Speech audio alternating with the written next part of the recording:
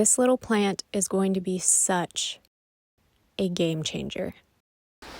Okay, I just got back from a little retail therapy, and I found some of the coolest books, and one of them has inspired me to step outside of my comfort zone and try a new growing adventure.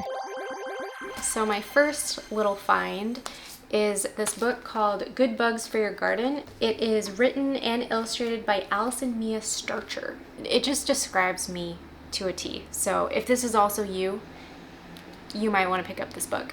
But it says, whether you're an organic gardener or an armchair entomologist, Good Bugs for Your Garden will worm its way into your heart with indispensable advice, good ideas, and charming illustrations. Soon, you'll have a pesticide-free flower. Let me start over. Soon you'll have pesticide-free. I'm not convinced I know how to read. I've just memorized a lot of words. Soon, you'll have pesticide-free flowers and vegetables that are safer for your kitchen table and the environment. And you'll be able to distinguish an antlion from a tiger beetle. I'm getting a phone call. But those are things that I want to be able to do. I don't even know what a tiger beetle is. I gotta answer this phone call. Hold on. And then next I have this beautiful bedside book of birds. Because ever since I've come into my 30s, I'm all about the bugs and the birds. 20-year-old Alex never saw this shit coming. I can tell you that much. This is just like a really beautiful book of like different mythologies and folk tales and everything about birds. And I read this one in the store. It's called Death Comes a Rooster.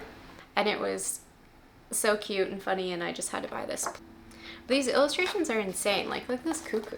I just want to hang that on my wall. They're beautiful. I can't wait to read this. Probably read it every night.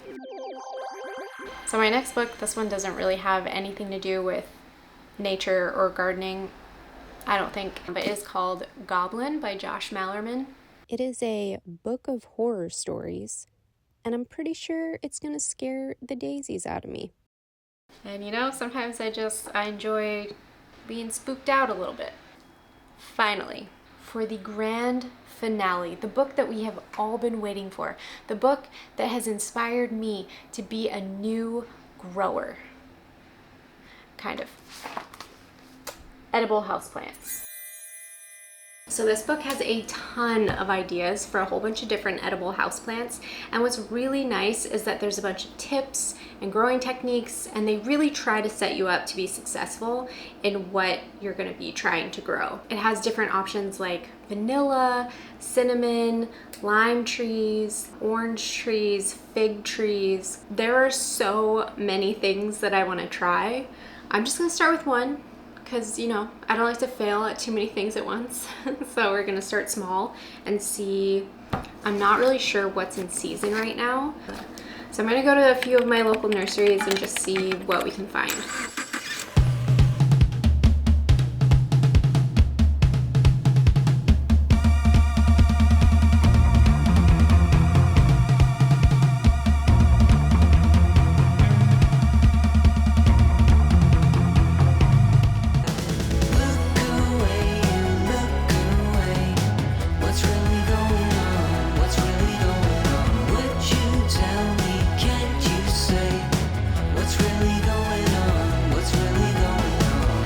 All day long, I scoured the peninsula, searching for the perfect edible houseplant.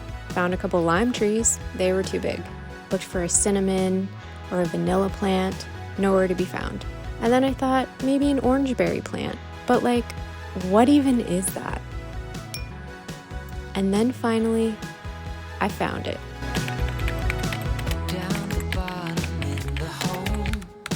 So I just got back from running around. I think I went to like 3 different nurseries in my area. There are not a lot of options out there currently.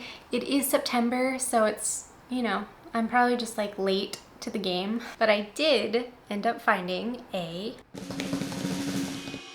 lemon tree. This is a dwarf Meyer lemon tree, and it already has this cute little guy hanging out right there.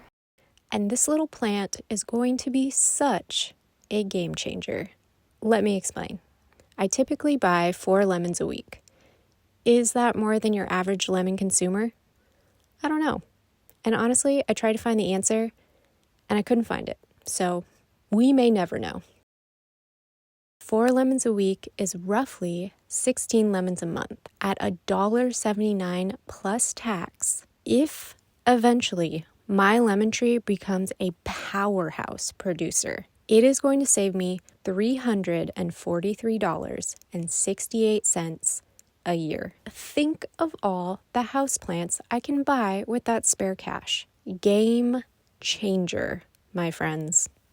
So it says that having the Meyer lemon tree is like having an old friend in the kitchen, which sounds really nice. And apparently it will produce almost twice as much juice as a normal lemon. I don't know anything about lemon trees. I am strictly just going off of this book here, okay? And according to this book, it is one of the easiest edible houseplants to grow for a beginner, which is very much me. It says that it is a moderate feeder to fertilize weekly or every other week throughout the active growing season, as long as the temperatures stay warm. It's about to be winter, so I don't have heat because my couch is sitting in front of my heater, so I just have a little heater. So I am worried about it not being warm enough in here throughout the winter. I tend to just pile on the blankets, but it does say that in cooler temperatures to water it less. That way you don't get root rot.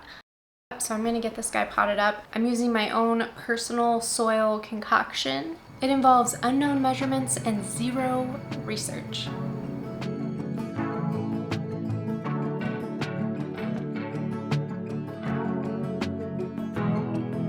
Once I have it repotted, I'm going to find a nice spot over by my window where it'll get lots of sunlight. And this is perfect timing because my boyfriend is moving in this weekend, so I'm going to be relocating this plant shelf into my bedroom and moving his desk into this corner. Never did I think that I would move my plants for a man, but like I said, these days, I'm all about the birds and the bees, and my lemon tree.